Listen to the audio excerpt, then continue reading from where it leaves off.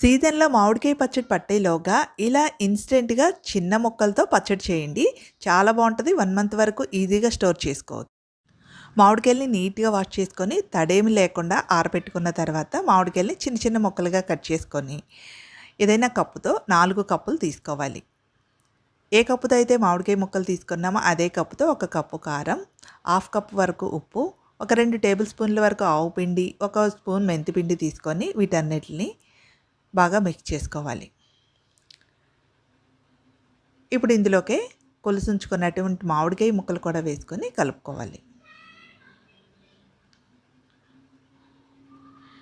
ఉప్పు, కారం మొత్తం ముక్కలకి బాగా పట్టేలా పట్టించుకున్న తర్వాత ఇందులోకి ఒక 10 దంచిన వెల్లుల్లి రెబ్బలు కూడా వేసుకొని, ఏ కప్పుతో అయితే మామిడికాయలు తీసుకున్నామో అదే కప్పుతో ఒక కప్పు ఆయిల్ కూడా వేసుకోవాలి. ఈ ఆయిలు శనగ నూనె అయితే చాలా బావుంటుందండి. మొత్తం మిక్స్ చేసుకొని 1 డే పాటు పక్కన పెట్టండి. నెక్స్ట్ డేకి పచ్చడి బాగా ఊరిపోయి ఉంటది. ఇది వేడి వేడి అన్నంలో నెయ్యేసుకొని పచ్చడేసుకొని తిన్నారంటే ఆహా!